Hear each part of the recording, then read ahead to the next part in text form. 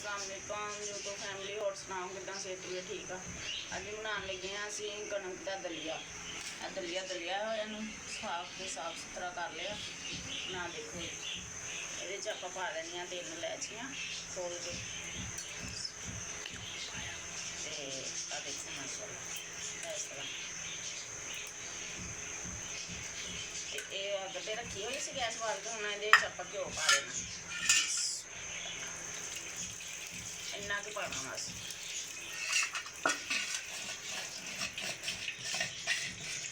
ये पा के तो फिर मुड़ के ना आप दलिए भुन लेना चंगी तरह।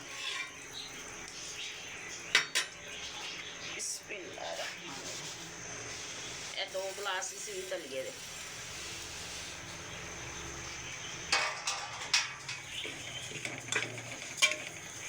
चंगी तरह आप भुनना।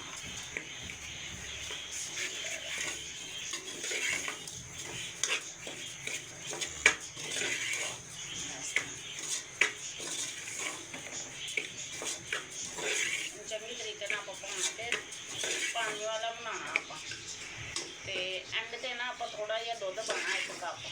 एंड ही जायका यदा बनेगा जिस तरह दुध का दुध पा के आप बनाया मजे का बनेगा।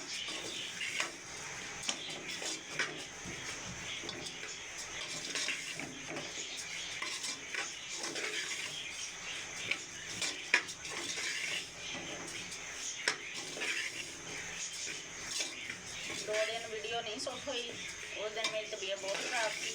सॉरी ना सुटन की वजह तो।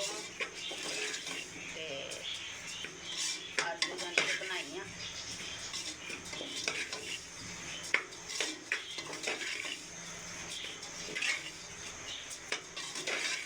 इन भुनते हैं जरा तो फिर तुम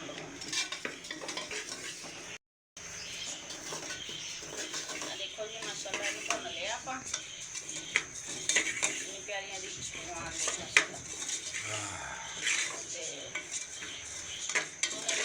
पा देना पानी। ए देखो जी 1 बाल्टी आ पूरी। बिस्मिल्लाह।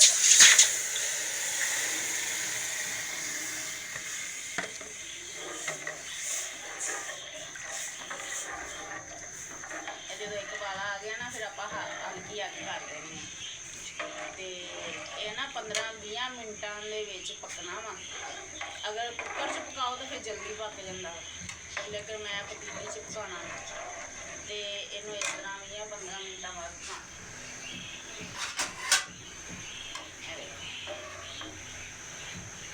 ये हम आप दे देना ढक्कन तो 15-20 मिनट बाद आप देखा।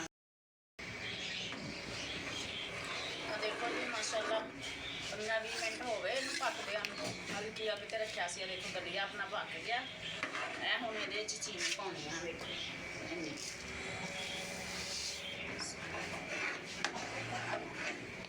ना 5 मिनट होर पकाना।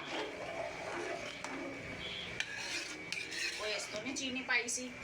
जे आप नाल चीनी पा देंगे ना फिर दलिया गलना नहीं सी। तो इस करके हम पक गया गल गया। हम पाई चीनी। हम चीनी पा के ना आप हम 5 मिनट इन होर करना पकाना।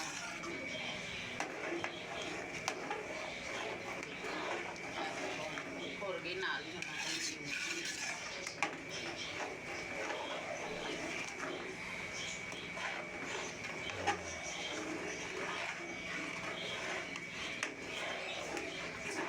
जरा देना ना ढक्कन दे देना आप 5 मिनट आप।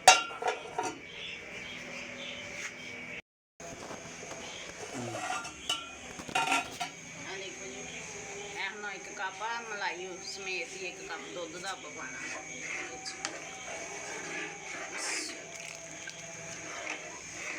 1 कप पाया इस तो मछली जब आप खाओगे इस तरह ही लगेगा यानी कि जितना दुध बनाया दलिया है कि ग्रीस हो गई। आप पा देंगे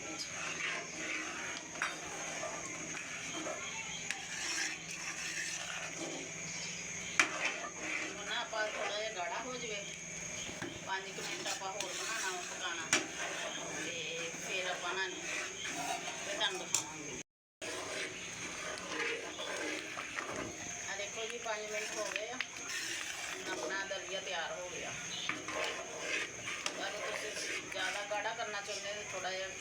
ਪਕਾ ਲਓ ਇਸ ਤਰ੍ਹਾਂ।